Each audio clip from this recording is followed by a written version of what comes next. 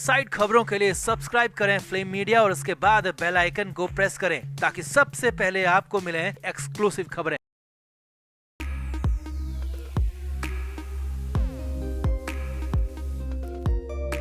महाराष्ट्र की सियासत में काफी उतार चढ़ाव चल रहे हैं, बहुत कुछ बयानबाजी चल रही है। हालात ये हैं कि संजय राउत को हर रोज ही नया बयान जारी करना पड़ रहा है क्योंकि हालात ही ऐसे कुछ हो जा रहे हैं। अब इस बीच राज ठाकरे के बयान से महाराष्ट्र की सियासत में नया उबाल आ गया, बवाल आ गया, बहुत कुछ नया हो गया। उद्धव ठाकरे और संजय राउत बैकफुट में आ गए। हालांकि संजय राउत ने जवाब जरूर दिया, लेकिन फिर उसके बाद जो राज ठाकरे की तरफ से जवाब मिला उसने तो राउत को चारों खाने चित कर दिया और इससे भी बड़ी बात नए खुलासे का ऐलान कर दिया। तो बताते हैं आपको सब कुछ। आप इस वीडियो को शेयर करें और कमेंट करके अपनी राय जरूर दें कि ये कितना बड़ा खुलासा हो सकता है, कमेंट जरूर करें। तो महाराष्ट्र की सियासत में बहुत कुछ हो रहा है। अब राज ठाकरे के बयान के बाद तो नया उबाल है, नया बवाल है और इस पर फिर संजय राउत ने जवाब दिया तो राज ठाकरे ने भी उस पर पलटवार किया है, नए खुलासे का ऐलान किया। असल में सबसे पहले राज ठाकरे का ही बयान आया और राज ठाकरे ने कहा कि इससे पहले जो मुख्यमंत्री थे वो पहले मुख्यमंत्री आवास से कभी बाहर नहीं निकलते थे। यहाँ पर राज ठाकरे के निशाने पर सीधे सीधे उद्धव ठाकरे थे और कहा कि वो बीमारी के बहाने सीएम हाउस से बाहर ही नहीं आते थे, लेकिन एकनाथ शिंदे ने ऐसा डंडा चलाया कि सीधे ही पूरी तरह से बाहर आ गए और अब बाहर ही है। यही नहीं, राज ठाकरे ने कहा कि अपने स्वार्थ के लिए गठबंधन किया जो कि राज ठाकरे कभी नहीं कर सकता और इस दौरान राज ठाकरे मिमिक्री करते हुए भी नजर आए। अब इसके बाद जवाब में संजय राउत सामने आए। संजय राउत ने जवाब दिया कि संजय राउत ने कहा राजनीति मिमिक्री नहीं है और यहाँ पर मिमिक्री से आप आगे बढ़ना चाहिए, मिमिक्री से अब आगे बढ़ नहीं पा रहे और मिमिक्री ही देखनी है तो फिर हम जॉनी लीवर को देखेंगे। संजय राउत ने कहा कि शोर करना और काम करना बहुत अलग अलग बात है और इसीलिए अब राज ठाकरे तो मैच्योर ज्यादा हो गए और इसीलिए अब आगे की तरफ देखो, महाराष्ट्र की तरफ देखो और मिमिक्री करना बंद करो। अब इसके बाद राज ठाकरे को संजय राउत से ऐसी उम्मीद बिल्कुल भी नहीं थी और इसीलिए जवाब वो मिल गया जो कि राज ठाकरे भी भड़क गए, बहुत कुछ कह दिया। जी हाँ, इतना बड़ा कुछ कह दिया कि जिससे बवाल हो गया। राज ठाकरे ने इस बार एक बार और पलटवार किया और साफ साफ कह दिया कि वो जानते हैं कि डील कैसे हुई, क्या डील हुई, कितने में डील हुई। जी हाँ, राज ठाकरे ने नाम नहीं लिया और ये भी नहीं कहा कि किस बात की डील, लेकिन हाँ ये जरूर साफ साफ इशारा दे दिया और जरूर कह दिया कि वो जानते हैं कि बहुत कुछ हुआ है, बहुत बड़ी डील हुई है। उस डील का खुलासा करने का भी ऐलान कर दिया। राज ठाकरे ने कहा कि वो बहुत जल्द इसका खुलासा करेंगे, ऐलान करेंगे, बहुत जल्द बहुत कुछ बताएंगे कि पिछले दिनों महाराष्ट्र में क्या हुआ, पिछले सालों में महाराष्ट्र में क्या हुआ, कैसे कुछ लोगों के गठबंधन बने और कैसे कुछ लोगों ने सरकारें बनाई, कैसे क्या बदला। अब इसके बाद तो बवाल और ज्यादा बढ़ गया क्योंकि इसके बाद संजय राउत की तरफ से कोई जवाब नहीं आया। संजय राउत प्रेशर में आ गए, उनकी पार्टी शिवसेना प्रेशर में आ गई या कहें कि बैकफुट में आ गई और अचानक हर तरफ चुप्पी हो गई क्योंकि राज ठाकरे ने ऐसा कुछ बड़ा मार दिया कि जिससे हर तरफ चुप्पी साध गई। अब इंतजार किया जा रहा है कि राज ठाकरे कुछ नया बोलेंगे, इंतजार किया जा रहा है कि राज ठाकरे कुछ नया बताएंगे और कुछ नई बात लेकर यहाँ पर आएंगे जिससे कि महाराष्ट्र की सियासत में नया बवाल हो सकता है, उबाल हो सकता है। हाँ, फिलहाल के हिसाब से महाराष्ट्र की सियासत में उबाल बना हुआ और ये उबाल चल रहा है और संजय राउत को इसी को लेकर लगातार बयानबाजी करनी पड़ रही है। तो आपका इस पूरे मामले पर क्या कहना है, आप भी कमेंट करके अपनी राय जरूर दें, वीडियो को शेयर भी करें।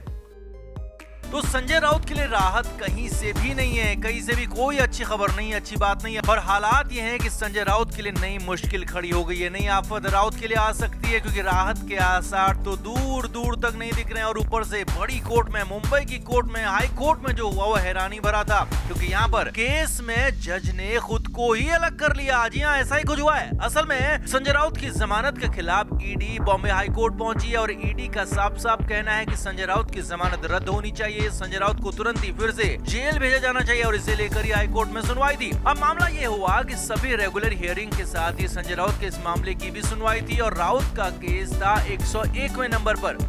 अब इस पर ईडी ने इस मामले को जल्दी सुनने की दरख्वास्त की और हाईकोर्ट से अपील की कि मामला जल्दी सुना जाए क्योंकि ये मामला बेहद जरूरी है और 101 नंबर काफी पीछे हो जाएगा और मामले में एक खास दिन पर सुनवाई नहीं हो पाएगी, इसमें लंबा वक्त लग सकता है, लिहाजा जल्द से जल्द सुनवाई की जाए। अब जस्टिस एमएस कार्निक की बेंच ये सुनवाई करने वाली थी और तय था कि इसमें वक्त भी लगता क्योंकि मामला 101वें नंबर पर था, तो जाहिर सी बात है कि समय तो लगता और इस समय का फायदा सीधे सीधे संजय राउत को ही मिलता क्योंकि संजय राउत जितने दिन बाद सुनवाई होती तो मुश्किल अगर आती भी तो उतने ज्यादा दिन बाद आती, यानी कि तब तक संजय राउत आराम से रहते, लेकिन यहाँ पर तो जज ने खुद ही खुद को केस से अलग कर लिया। जी हां, जस्टिस एमएस कार्णिक ने संजय राउत के इस मामले से खुद को अलग कर लिया, सुनवाई से अलग कर लिया। जी हां, जज ने खुद ही केस से खुद को अलग करने का फैसला लिया, जिसका नतीजा ये हुआ कि अब ईडी को नई बेंच दी जाएगी। नए जस्टिस इस मामले में सुनवाई करेंगे और अन्य जज की बेंच में इसकी सुनवाई होगी। और ईडी का कहना है कि ये सुनवाई अब जल्द होगी। जी हां, जज बदले जाने से मामला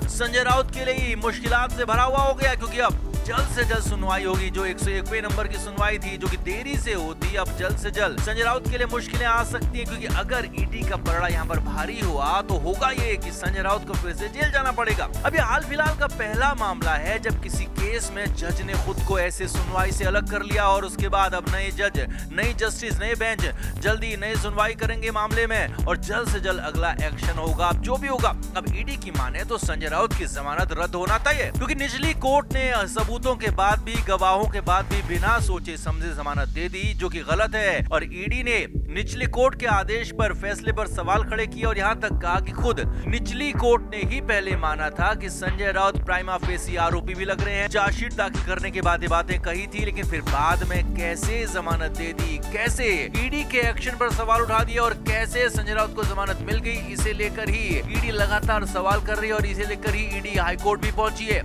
अब ईडी का कहना है कि संजय राउत का ये मामला बड़ी कोर्ट यानी कि हाई कोर्ट में टिकेगा ही नहीं। जी हां, सीधे सीधे उनकी जमानत खारिज होगी और अब तो बेंच बदलने जा रही है, जिससे सुनवाई भी जल्द होगी, फैसला भी जल्द आएगा। और अगर ईडी के पक्ष में फैसला आता है, संजय राउत को आफत मिलती है, संजय राउत की बेल रद्द होती है, तो फिर तो जल्द से जल्द एक बार फिर से संजय राउत को जेल जाना पड़ सकता है। मुंबई की ऑर्थो रोड जेल में उनके लिए सेल की सफाई हो सकती है और जल्द से जल्द उन्हें वापस से उसी सेल में यानी कि उसी अंडा सेल में रखा जा सकता है, क्योंकि खुद संजय राउत ने ही बताया था कि वो जेल के अंदर थे तो उन्हें अंडा सेल में रखा गया था। और अंडा सेल के हालात, अंडा सेल में कितनी मुश्किलात आती हैं, ये संजय राउत ने खुद उस इंटरव्यू में बताया था, जो हमने भी आपको दिखाया था, बताया था। तो कुल मिलाकर संजय राउत के लिए आफत बढ़ती जा रही है और इस बार पहली बार हाल फिलहाल में ये हुआ है जब इस तरह से जज ने ही खुद को किसी मामले से अलग किया हो। अब जल्द से जल्द सुनवाई होने की उम्मीद की जा रही है। तो आपको क्या लगता है, इस नए कदम से, इस नए एक्शन से संजय राउत को कितनी मुश्किल अब आन पड़ी है? कमेंट करके आप जरूर बताएं, वीडियो को शेयर भी करें। Flame media report.